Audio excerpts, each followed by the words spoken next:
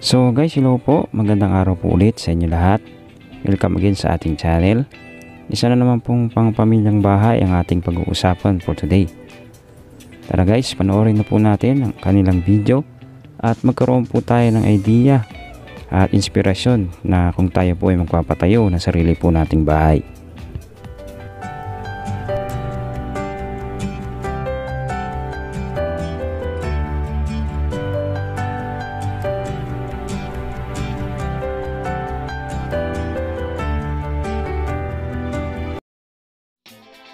So guys, meet po muna natin ang owner ng house, si Ma'am Cecil at si Sir Isidro Labrador. Credits po muna kay Ma'am at Sir na nabigyan po tayo ng time ma-picture ang kanilang house dito po sa ating channel. Maraming salamat po Ma'am and Sir. And ayon po sa owner, 4 years po bago po natupad ang pinapangarap nilang bahay. Sila po ay long distance relationship. And then sila po ay dati po yung nangungupahan sa Manila. And then nagdesisyon po silang umuwi sa Bukidnon at doon nga po nila natupad at naipatayo ang kanilang pinapangarap na bahay. And sa kasalukuyan po, si Ma'am po ay isang housewife at si Sir naman po ay isang empleyado at trailer truck driver po sa isang malaking kumpanya. At sinimulan po pala na naitayo ang kanilang bahay noong October 8, 2020. Ang pagpapagawa daw po nila dito ay dahan-dahan lang po. Kung may budget po, tsaka daw po nila ito ipapagawa. Ang sukat po ng house area nila ay 16 by 18 feet. Sa square meter po, ito po ay nasa 200 plus square meter. At ang lot area naman po nila ay may sukat na 18 by 20. Sa square meter, ito po ay nasa 300 plus square meter. Ang location po pala nito ay sa Kadingilan, Bukidnon. And ang lupa po pala nito ay nabili nila sa kanyang kapatid na worth 15,000 pesos. Medyo mura pa po ang lupa noon dahil sa lugar po nila ay hindi pa po ganong sementado. Ito po ay may 2 bedroom at isang toilet and bath. Mga tiles po na ginamit nila ay 60,000 pesos po lahat. Kasama na po ang sa CR at sa lababo. Ang mga tiles po pala na sukat ay 40 by 40 na ginamit po nila sa floor tiles, sa balkonahe na may sukat na 60 by 60.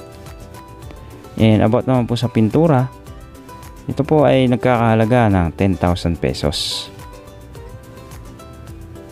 Yung sa 10,000 pesos po, hindi pa daw po kasama yung pagpipintura sa kusina at sa 2 rooms. And pagdating naman po sa roofing o sa bubong po, nagkakahalaga daw po ito ng 20,000 pesos. And then pagdating naman po sa labor, nagbayad po sila ng 600 sa mason. 250 naman po sa other labor. Bali arawan po yung pagpapagawa nila dito. And then guys, about naman sa bintana, meron po silang 5 window. 5,000 po ang isa nito. Bali umabot po ng 15,000 pesos. And then sa kanila naman pong pintuan, 2 pieces po ang pintuan nila. Ito po umabot ng 5,000 pesos. Sarili daw po nilang kahoy ang ginamit dito according po sa owner. Ang total cost po na inabot ng ganito po klaseng bahay ay umabot daw po ng 450,000 pesos. Kasama na daw po dito ang kuryente na nagkakahalaga ng 20,000 plus. And bago po pala ulit matapos ang ating video, kami po ay muling nagpapasalamat sa mga nanonood at nagsusubscribe sa ating YouTube channel at ating Facebook page. And then guys, meron na rin po pala tayo sa TikTok.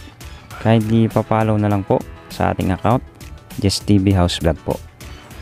Para updated po sila lagi sa mga video na ating i-upload. So guys, wala talagang imposible pag tayo po ay may pangarap at nais po natin itong matupad. Kagaya nga po ng owner ng house ngayon, kay Ma'am Cecil at Sir Isidro Labrador, na nagtulungan po silang mag-asawa para po matupad ang kanilang pinapangarap na bahay. So guys, dito na ulit matatapos ang ating video. Muli kami po ay nagko-congratulate sa owner, kay Ma'am Cecil at Sir Isidro Labrador, sa kanilang dream house come true. And God bless po sa kanila. See you po next video.